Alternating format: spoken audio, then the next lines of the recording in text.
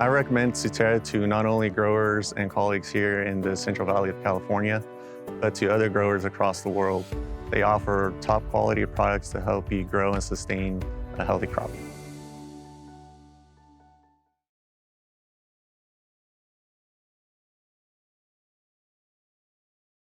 Hello, I'm Matthew Malcolm with Pacific Net Producer Magazine, reporting to you from the annual Tree Vine Expo here at the Stanislaus County Fairgrounds. We've had a great time, and we had an Almond Alliance presentation, and it was great to introduce Sara Arsenault to the industry. She is the new Vice President of the Almond Alliance of California, and so wanted to introduce you. And Can we learn a little bit about yourself and your background in agriculture?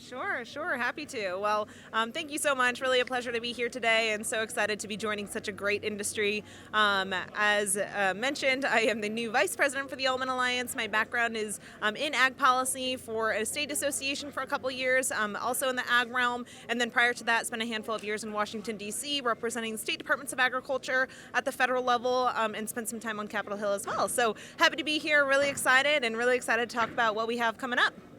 Very qualified. Very qualified. So we're excited to have you with Almond Alliance. Aubrey Betancourt's awesome, and with the two of you, it's just going to be pretty amazing. So, well, thank you. You talked today about the Farm Bill. Yeah. And I know historically, specialty crop agriculture didn't really think or even talk about the Farm Bill as much, over the years. But now, it's specialty crops making its way into there, and there's going to be some sort of impact. Can you tell us about what it's shaping out to be?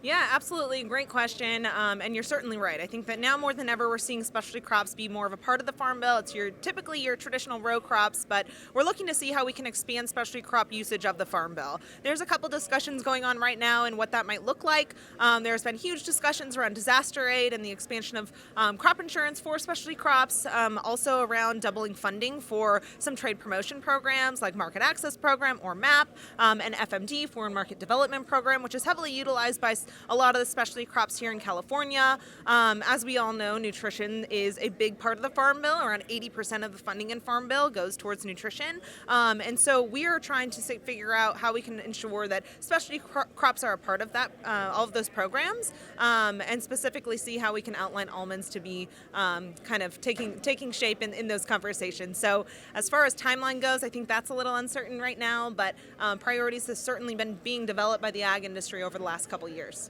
Some of those names and stuff may be unfamiliar, but what is that program? Like how are they going to get funding?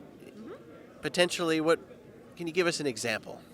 Yeah, so Farm Bill does have a number of programs within it, and that's often the question is what's really in the Farm Bill and how can we unpack that? And as a lot of the growers on the ground utilize the Farm Bill and a lot of the NRCS conservation programs, so looking at some of those to see, there's RCPP, which is a good example of that, and a number of others, but looking at to see how we can plus up those funds in a way that utilizes all of agriculture and lends a hand to those of us here in California, but conservation, WIC, SNAP, all of your nutrition titles, and then some of the trade programs I talked about.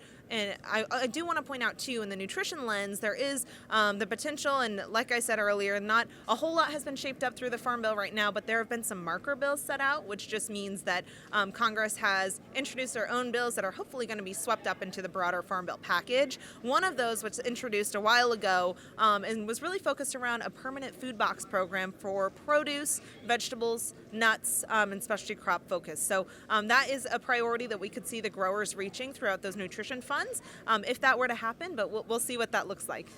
Yeah, and in the past we've had some, I think it's Section 32 buys, right? Where USDA for their programs, their feeding programs for children and people in need, recently had quite a purchase of almonds this past year, right? Yeah. So we're really expecting, and actually we're have been having some conversations right now to just get a pulse on where those buys are right now. If we have another opportunity for another almond buy this year, and what that might look like for our future, but certainly a big part of our engagement with USDA and some of the priorities that we move forward for our members. Great. Well, really excited to have you on board and serving the almond industry. Read more about these things in Pacific Nut Producer Magazine. I'm Matthew Malcolm, CaliforniaAgNet.com.